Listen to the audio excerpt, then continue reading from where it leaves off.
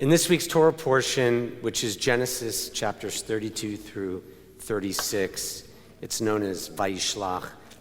Our ancestor Jacob is feeling grief, fear, anxiety. The text reads, Vayira Yaakov me'od.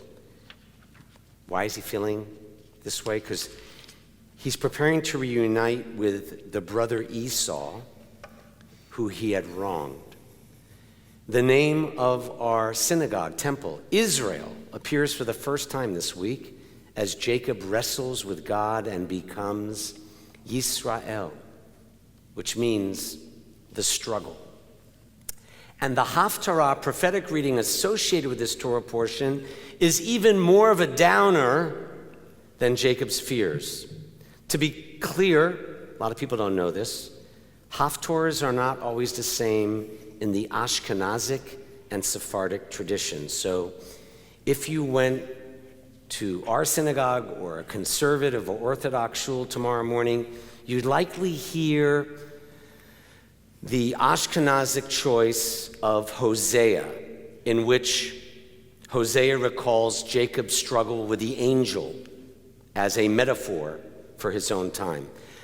But the Sephardic Jews, where I used to hang out when I lived in LA, in West LA, there's a great Sephardic temple, they chose a different Haftarah for this week's Torah portion.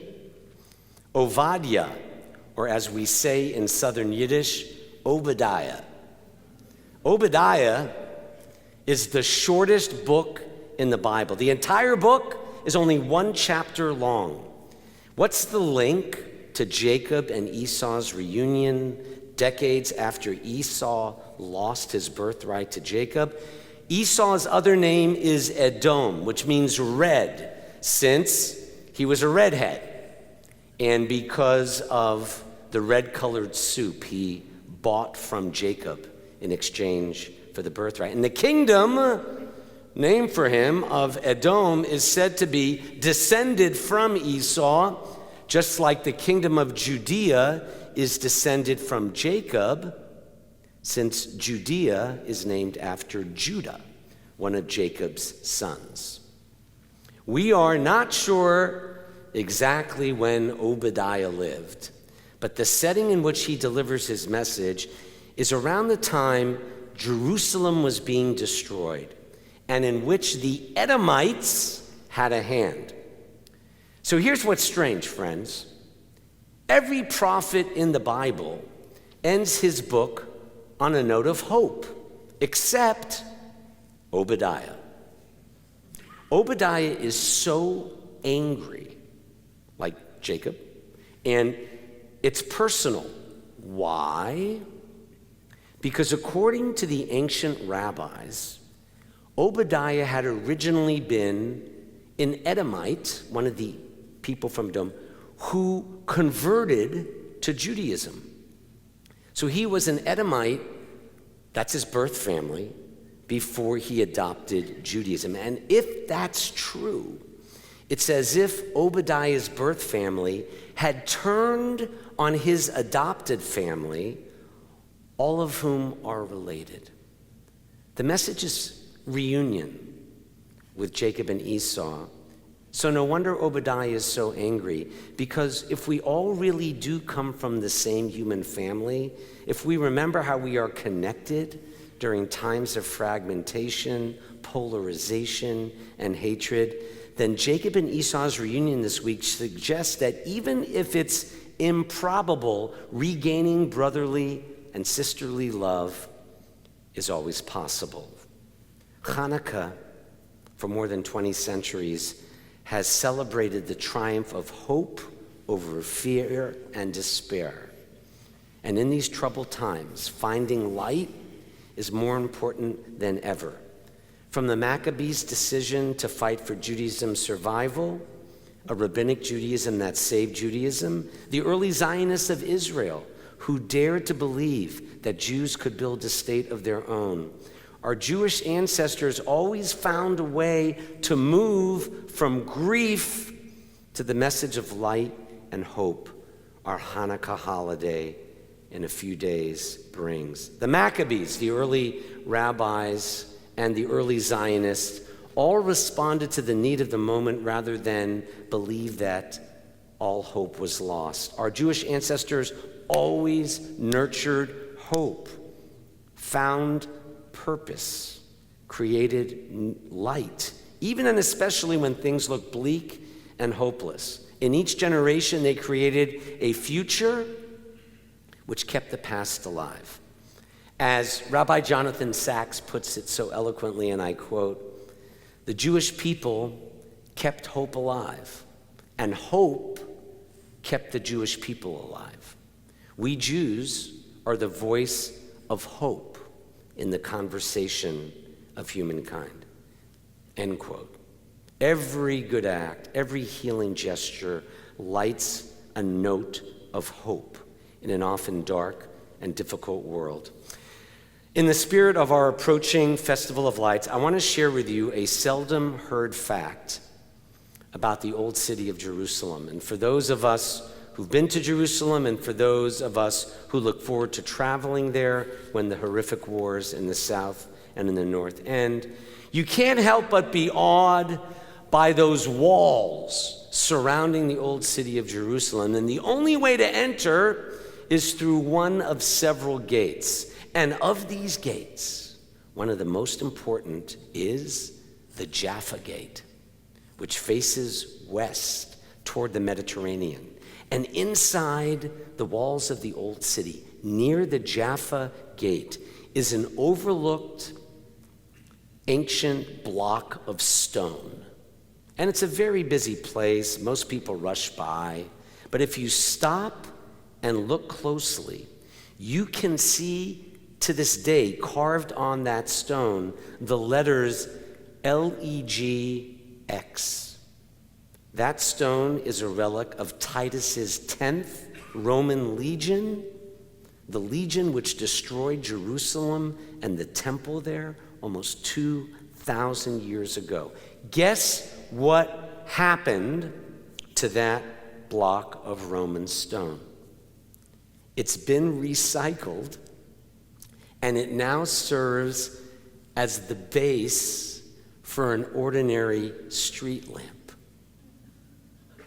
And Rabbi Arthur Waskow observed, "Giving light, a strange renewal of the old menorah, a strange reversal of the Roman army's Arch of Titus, where the arch turned the menorah's light into stone. This street lamp in Jerusalem today turns the stone back into light, light to live by, to turn darkness into light and harness power for good rather than for evil, to turn even painful experiences into healing opportunities." The brilliance of Judaism through the centuries has been its conversionary power. Not converting people, but converting the everyday into occasions for blessing, converting moments of despair into new hope, transmitting the life-giving principles of our faith to an ever-changing world. Shortly after the Hanukkah story, you know what happened? Our people suffered devastating military losses at the hands of the Romans. But that's not where the story ends.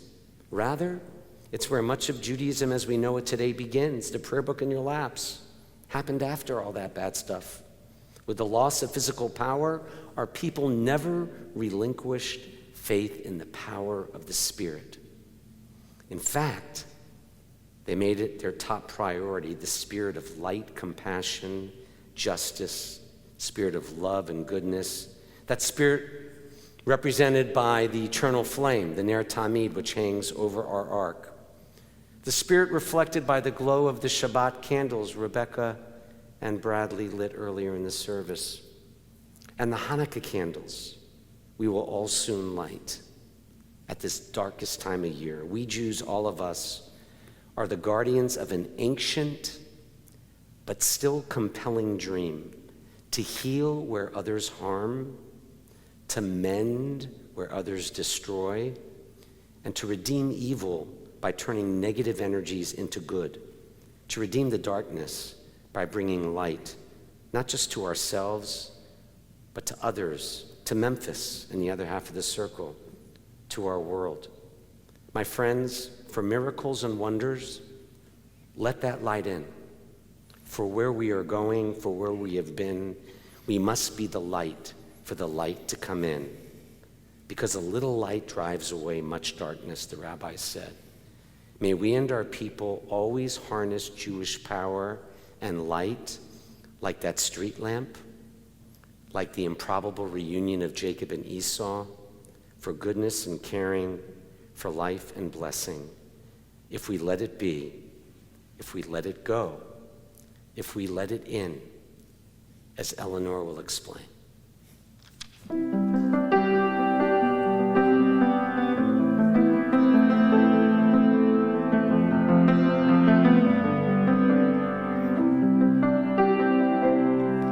For the victory is won a long time ago. Let it in, let it in.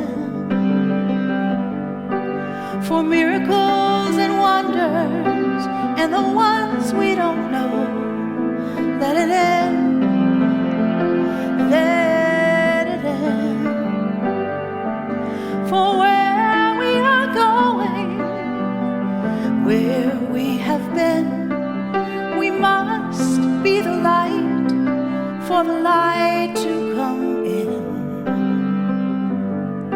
For the dreamers, the lonely, those in between, let it in, let it in.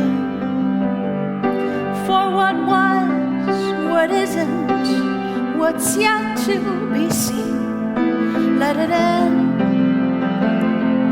let it in.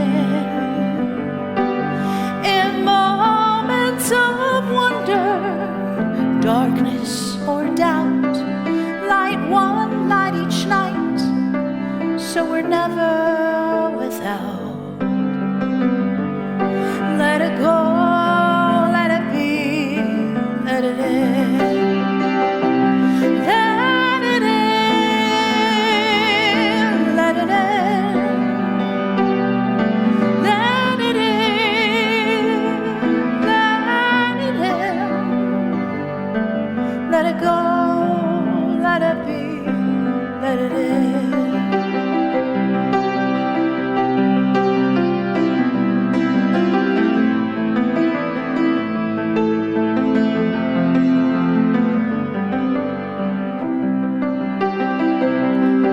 For the downcast, the favored, the broken, the whole, generations to come, it is light we must sow. Let it go, let it be, let it in. Let it in, let it in. Let it in, let it in. Let it go, let it be, let it in. Let it go, let it be, let it in. Let it go, let it be, let it in.